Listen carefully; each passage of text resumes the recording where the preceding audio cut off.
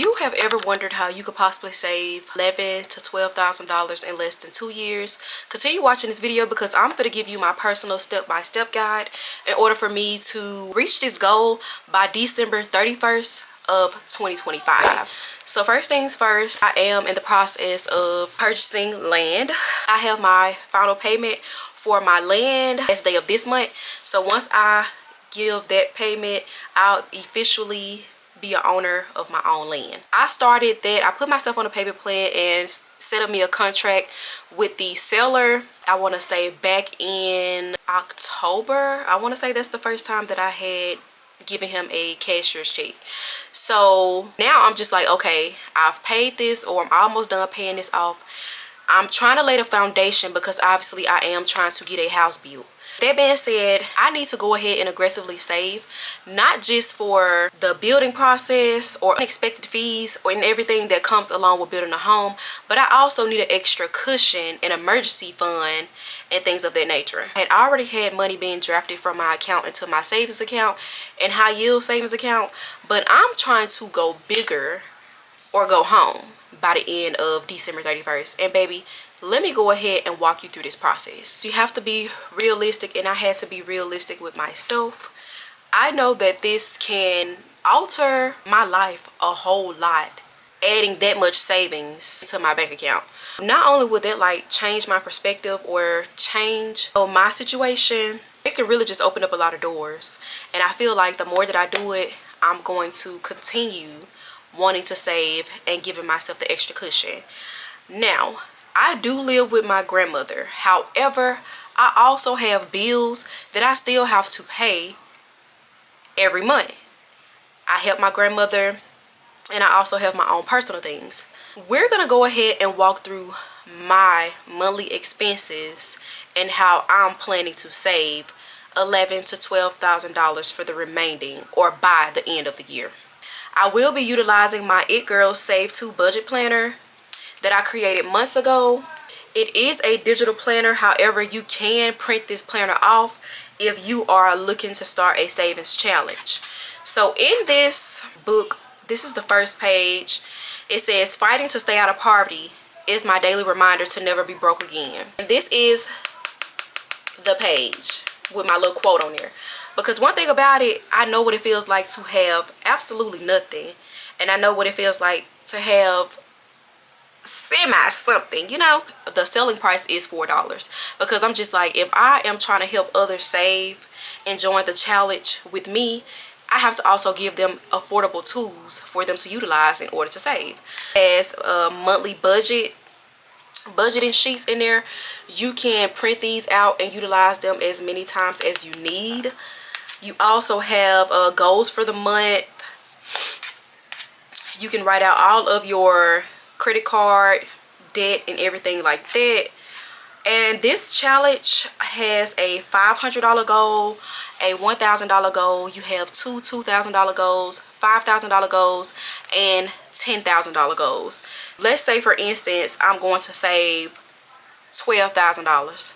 I would do the $10,000 challenge once and then just go back and repeat the first half of the $10,000 challenge in order to reach $12,000. Of course, you guys know I love ChatGPT. They actually helped me create my monthly budget, and this is how I am able to allocate funds for my bills, my savings, and whatever I have left. First things first, when I get paid, my tithes are coming out first. My tithes total out to be $270. So before I do anything, before I pay any bill, before I put any money into savings, I will be taking out $270 out of my check to go ahead and allocate to tithes and offerings. Number 2 will come up to be my phone bill. Each month, being that I have gotten a new phone, which is the iPhone 15, my monthly bill for my iPhone is $95. So I'm going to make sure that I pay my phone bill next. Then comes down to my storage unit. I do have a storage unit that is now holding all of my things from my last apartment, and this totals out to be $187 per month. I also split the bills with my grandmother each month. which normally totals out to be $140 to $150 each month. So I make sure that I go ahead and give her that money for my half of the bills. And of course, you know you have to eat, so you also have to allocate money for groceries. My grandmother buys groceries, and I also buy groceries as well. And I also have a dog.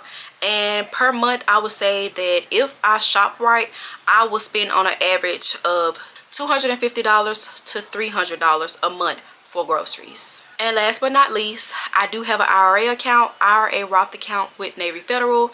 And each pay period, I put about $150 in my IRA account in order to build my retirement fund, so when I'm done working I can have funds continue supporting myself throughout retirement. Now that I have given you guys all of the numbers, my total expenses comes up to be $1,092. Now this is just my expenses alone.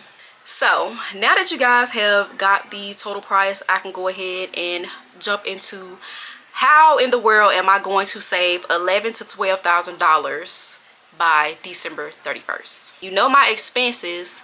I still have funds left over to allocate to savings and also entertainment and other things that I may want to do throughout the month. To hit my savings target, we are going to calculate how much I would need to save in order to save $11,000 or $12,000 by December 31st. First up, if I wanted to save $11,000 by December 31st, I would have to allocate $1,000 each month until the end of December. If I wanted to hit a $12,000 goal, I would have to save $1,090 each month. And how I'm getting these numbers are, if you take $11,000 and divide it by 11 months, that equals $1,000 per month, versus $12,000, divide that by 11 each month, which totals out to be $1,090 per month. You may be wondering, like, dang, you gonna be able to do that? By the grace of God, I will be able to do this with my main income alone as a IT and ISO officer at my job that I'm currently at. So yeah, let's just move ahead so we could also just talk about the side hustles and stuff too. Expenses has already been deducted, which were, let's go back up, $1,092, and I still have money left over, like I said. Once I take out $1,090 for savings each month, I will still have money left over to go towards entertaining, dining out, or extra savings for emergencies. Or I could also increase my RLA contribution, which is currently $150, but I could also up that to maybe like $200 per month if I wanted to, or I could just have that to do whatever I wanted to do. But being that we are trying to aggressively save, I'm going to be saving as much as possible. We are going to be cutting out eating out, TJ Maxx runs, unnecessary purchases. We're not overbuying products and things like that. So in order to join this challenge, you have to be dedicated, because we are going to have monthly check-ins for our savings tracking. I'm gonna give you a video each month to come back and let you know how the savings challenge is going. I have told you guys why I choose to set this goal. I have also broken down the numbers to you all, and I'm going to basically talk to you about budgeting. This budget planner is going to help you track first of all, let me just go back to the monthly budget part. So you have a section that's allocated to income number 1 and 2 and other income. You're gonna put your expenses over here in your budget. Bills to be paid, the due dates, the amount, what you paid, and any notes, your total income, your total expenses, and any differences that you may have had for that particular month, and any notes that you may have as well. You are going to have to track your money down to the last penny. When I say the last penny, you need to know exactly where all of your money is going in order to hit your goal. Now, just because my goal is to save $12,000 by December 31st does not mean that you have to save $12,000. I'm not discouraging anyone from saving $12,000. In fact, I want people to join this challenge with me to save $12,000, or you can set whatever amount you're comfortable with saving and what you feel like you can do. Like, saving money can be crucial. However, it does not have to suck. I'm still going to be going out to eat.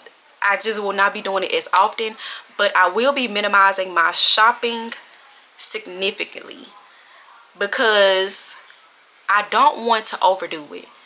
I'm still living in my grandmother's house. We don't have a lot of space to work with. I'm living out of one room with my daughter, and then we have stuff stored in another room. So it's just like, I don't want to overdo it. I don't want to purchase so much stuff because I don't like to live in clutter. Budgeting is going to be number one. You're going to have to track every expense. Keep up with what you are spending your money on, because if you don't, you're going to feel like you're not properly managing your money, and it's going to result in bad spending habits. Now, the other thing that you need to be worried about doing is picking up some side hustles. It's just that simple. I'm going to share my side hustles with you guys, and I'm going to need you to figure out what side hustles you're also going to use and pick up in order to make some extra money to reach your saving goals. Because you may be like, oh, well, I don't just make a whole lot of money on my job.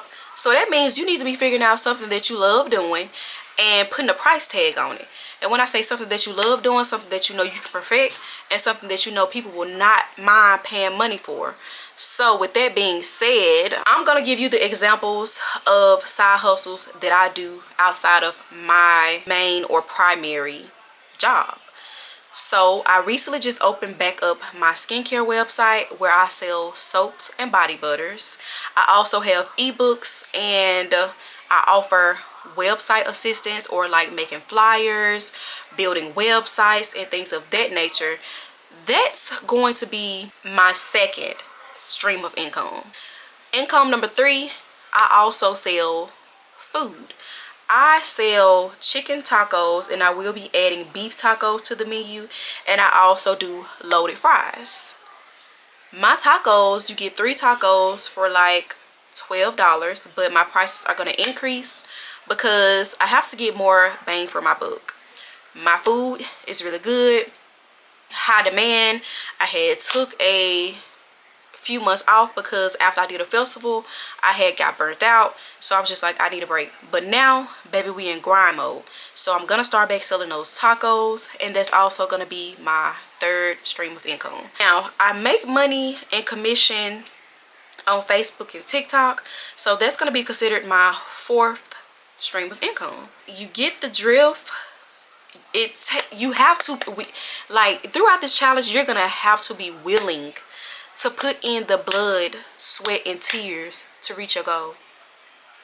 I can't make it more plain than that. Some other side hustles that you can participate in. If you like to braid hair, I want to say in Mississippi, the braiding license costs about $25. Baby, get you a braid license and start braiding hair. It's just that simple. Set your price for what your work looks like. Make sure your price reflects your work. Braiding hair on the side, whether it's doing kids hair, adults braids, that is a side hustle. If you love to write, start offering services to college students to write their papers, or do freelance work. You can go online, find you some freelance gigs, and you can make you some extra cash. You can also consider selling unused items. If you have items around your home, you can also sell whatever you are not using. While this is not something that can be long term, it can be used for like a good start. Of course, small businesses are also considered to be a side hustle. If, like I said earlier, if you do have something that you are passionate about doing, selling, making, do it. Do it. And I say that because people are always looking for something. People like to pay for convenience. I have a t-shirt machine. I've even been considering about going back into t-shirts. But my thing is, I'm in my grandmother's house. I'm also trying to run 2 businesses out of her home, so it's just like I don't have the space or the capacity to offer t-shirt services right now. Now when I get in my house and I have my office space or a room dedicated to my businesses, then I will pull out my t-shirt machine and make me some t-shirts. You know, taking a few orders here and there on the side won't hurt. But at the same time, right now we are trying to think of all of the side hustles that we can do to make sure that we reach our goal by the end of this year. Now, if you are picking up extra side hustles, you have to keep in mind that you have a savings goal. So this does not mean because you are making extra money that you have extra money to go out and just spend on whatever you want to spend it on. You have to allocate that to your savings goal. Yes, because your primary job should be paying for your expenses right now. So those extra gigs that you are picking up should be strictly for your savings or paying off debt. I have been in the middle of paying off things, getting things written off my credit because I have been taking care of my business and paying some stuff off. And now I'm on my 3rd account that's about to be paid off because I decided that I was going to warm it up and clean up the mess that I have made so my credit can continue to increase. And baby, I have seen a significant change since I have became dedicated to paying off things off my credit, whereas closed credit cards, collections. I know you hear people saying, oh, don't pay off collections, don't pay it. You gonna wait 7 years for stuff to fall off your credit, or you gonna go ahead and pay your debts so you can see the changes right now? I thought so. You just gonna have to woman up, you're gonna have to man up, you're gonna have to do what you gotta do if you want to reach financial freedom. I'm just saying. I don't mean to step on your toes. Matter of fact, yes I do. Because we're grown and it's time to take control of our financial stability. Now, like I said, I'm gonna be coming back on here each month going over my savings progress with you all, and I'm just gonna show you. So let's say for instance you want to save $500 in 30 days. If you buy this planner, you see how you have the different amounts that you need to save over a course of 30 days. This is how you are going to be tracking your savings. So every time you put something into your savings, you're going to go to your digital planner or whether or not you print it off, and you're going to X out the amount that you have allocated to your savings. And each time you put something into your savings, you want to make sure that you are tracking it and that you are going back to this planner and exiting off the amount. Okay? This is how we're going to track and budget. During this process, don't go out there and get no extra bill. Do not add another credit card to the credit cards you already have. You already in debt. Don't do it. Another credit card is not going to fix your problems. It's only going to put you further in debt. Don't do it. Don't go buy no new car. If you can get into a smaller living space, do it. But do not move from now to the end of the year. We don't need no extra expenses. Okay? I'm serious. Now, I'm not saying that you cannot reward yourself when you are hitting these goals, but we're not going to run out. So, the first month or after the second month, you just seeing that you staying consistent, it's okay to reward yourself. But don't run out. Don't set yourself back just because you feel like you deserve something. Because you ain't gonna deserve nothing until the end of this savings challenge. Let's be clear. But you can reward yourself with small things, whether it's like maybe a bracelet, a night out of eating, to the movies, something small. But don't go out and spending hundreds of dollars just because you're just like, oh, I'm saving, I deserve it. Don't be your biggest downfall. Throughout this process, the most important thing that you need to keep in mind is that you're gonna have to be motivated and stay disciplined. There's no ifs, ands, and buts about it. You're going to have to be disciplined in order to make it to the end. Because I want us to win together. You know? I don't want us to just get discouraged. If you feel like you don't have enough side hustles, if you feel like you're not making enough money, adjust this challenge to your needs, to your wants. And everything else will fall into place. Do what you have to do right now. Do what you can right now until you are able to do what you want to do. It's just that simple. If you have not already hit the notification bell to my channel, or if you have not already subscribed, you want to make sure that you go ahead and do that as well, in order to come back and view my progress, in order for us to go over things together, and you can basically join this journey with me. And I would love to also hear about you all's journey as well. Also, I would like to know you guys' views on savings. Do you guys have any tips that we can implement throughout the savings challenge? Because I'm open to hear any of them. Now, make sure that you come back next month and watch my video on my update on my way to saving $12,000 by December 31st of 2025. Bye.